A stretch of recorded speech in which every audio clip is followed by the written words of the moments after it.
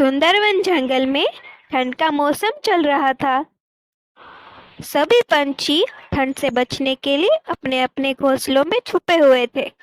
उस जंगल में रानो चिड़िया अपने पति बल्लू और अपनी छोटी बेटी टुन्नी के साथ रहती थी। पापा पापा, मुझे समोसे खाने का बहुत दिल कर रहा है। मुझे गौरी आंटी के समोसे खिलाओ ना। ठीक है मेरी टुन्नी बेटी, मैं तुम्हें समोसे खिलाता हूँ।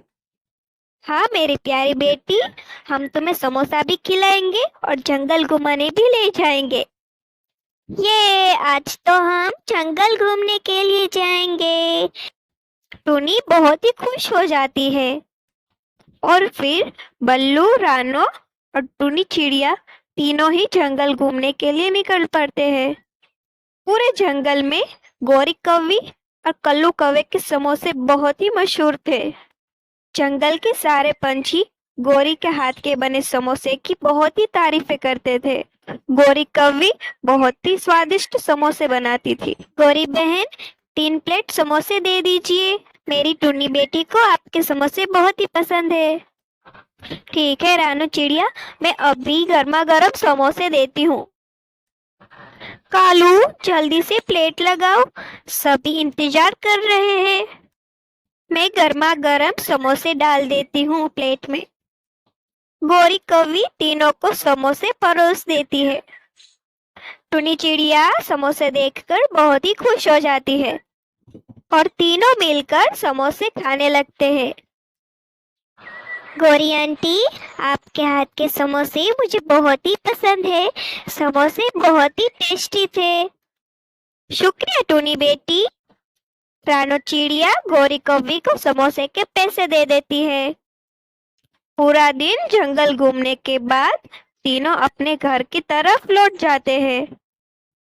वे अपने घर जा ही रहे थे तभी अचानक शिकारी चील वहां पर आ जाता है और तीनों बहुत ही डर जाते हैं। वाह वाह वाह वाह, इतनी ठंड में 3 शिकार मिल गए। वाह, आज तो मजा ही आ गया। हे भगवान, ये तो शिकारी चील है। हमें यहाँ से भागना पड़ेगा। चलो जल्दी यहाँ से। रानो चिड़िया, तुम टुन्नी बेटी को लेकर यहाँ से चली जाओ और मेरी फिक्र मत करना। जाओ जल्दी यहाँ से। नहीं बल्लू जी, मैं आपको अकेला छोड़कर कहीं नहीं जाऊंगी। आप टुनी को लेकर चले जाइए।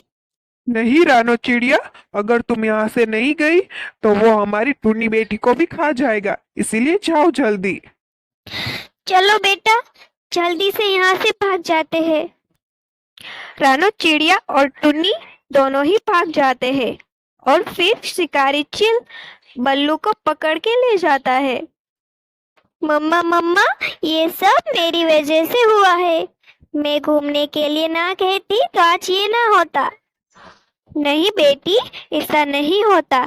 जो नसीब में लिखा है वो किसी भी हाल में होके रहता है। मेरी वजह से उस चील ने मेरे पापा को खा लिया। अब हम कैसे रहेंगे? टुन्नी बेटा, आप मत रो, सब कुछ अच्छा हो जाएगा। अब हमें अकेला ही रहना पड़ेगा। अगले दिन सुबह हो जाती है। तभी घर का मालिक कड़क सिंह रानो चिड़िया के घर पर आ जाता है। वे घर का मालिक था। अरे ओ बल्लू, घर से बाहर निकल। 2 महीने से किराया तक नहीं दिया।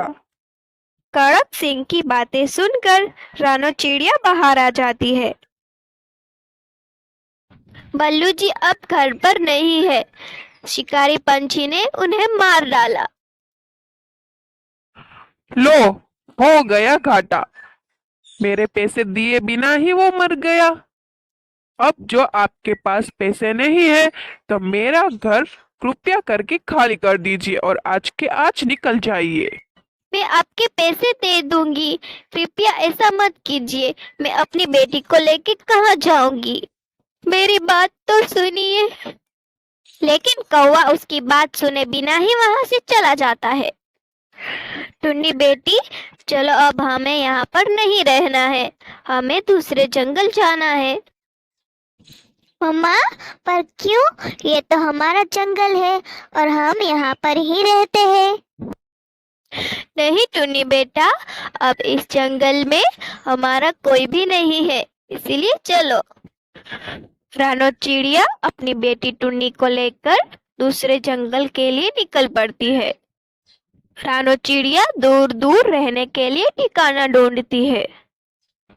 उड़ते उड़ते दोनों बहुत ही थक जाती है, इसीलिए एक पेड़ की डाली के ऊपर दोनों बैठ जाती है। मम्मा मम्मा, मैं बहुत ही थक चुकी हूँ।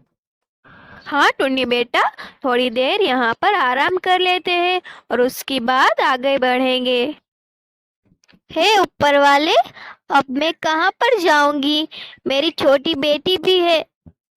उसी जंगल में एक बूढ़ी कौवी रानो चिड़िया की सारी बातें सुन लेती है और वे रानो चिड़िया को आवाज देती है। ओ चिड़िया बेटी, मेरे घर के अंदर आ जाओ। मम्मा मम्मा, मुझे ऐसा लग रहा है कोई हमें आवाज दे रहा है। हाँ टुन्नी बेटी, सामने वो घर दिख रहा है, मुझे लगता है वहां से कोई हमें आवाज दे रहा है। हाँ चिड़िया बेटी, यहाँ मेरे घर के अंदर आ जाओ। मैंने तुम्हारी सारी बातें सुन ली। मुझे लगा तुम थक गई होगी, इसीलिए बुला लिया। आपका बहुत बहुत शुक्रिया कौवी चाची। हम सफर करके बहुत ही थक चुके हैं। तुम दोनों को भूख भी लगी होगी। तुम दोनों ये कुछ फल खा लो। ये लो। रानो चिड़िया और टुनी चिड़िया दोनों ही सुबह से भूखी थी, इसलिए वो दोनों खाना देखकर टूट पड़ते हैं। आपका बहुत बहुत शुक्रिया। हम सुबह से भूखे थे, हमें बहुत ही भूख लगी थी। मेरे पास सब्जियों का खेत है, तुम यहाँ पर रहकर काम कर सकती हो। नहीं नहीं कौवी चाची, आपने हमारी बहुत मदद की है, उसके लिए बहुत बहुत शुक्रिया। बेटा मेरा कोई भी नहीं है। अगर तुम ये सब संभाल लोगी तो बहुत ही अच्छा होगा। बूढ़ी कौवी रानो चिड़िया को अपना सब्जियों का खेत दिखाने के लिए ले जाती है। पूरा खेत ताजी ताजी सब्जियों से भरा हुआ था। वे दोनों खेत के पास आ जाते हैं। रानो बेटी, ये सब सब्जियां तुम बेचकर बहुत ही पैसे कमा सकती हो। कौवी चाची, ये खेत तो बहुत ही सुंदर और हरा भरा है। आपका बहुत बहुत शुक्रिया। अगले दिन सुबह होते ही रानो चिड़िया एक बैलगाड़ी के ऊपर खेत में सब्जी निकालने के लिए आ जाती है। सब्जियां निकालने के लिए वे सुबह सुबह ही आ जाती है। अब मैं एक एक करके ये सारी सब्जियां एक टोकरी के अंदर डाल देती हूँ। रानो चिड़िया सारी सब्जियां उतार लेती है, तभी वैसी की वैसी सब्जियां वापस उग जाती है। ये क्या, मैंने तो अभी सारी सब्जियां निकाल ली थी, इतनी जल्दी कैसे उग गई? ये तो कोई जादुई खेत लगता है। हाँ, ऊपर वाले का बहुत शुक्रिया। रानो चिड़िया सारी सब्जियां बैलगाड़ी में भर के शहर वाले जंगल बेचने के लिए चली जाती है। और फिर थोड़ी देर में रानो चिड़िया शहर वाले जंगल में पहुंच जाती है। वे वहां पर एक पंछी को अपनी सारी सब्जियां बेच देती है। उन सब्जियों के अच्छे पैसे मिलते हैं। सारी सब्जियां यहाँ पर रख दी है और सब्जियों के पैसे मुझे दे दीजिए।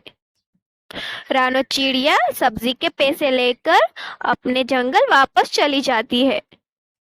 हेलो दोस्तों, अगर आपको हमारी कहानी पसंद आई हो तो हमें लाइक और सब्सक्राइब करना ना भूलना।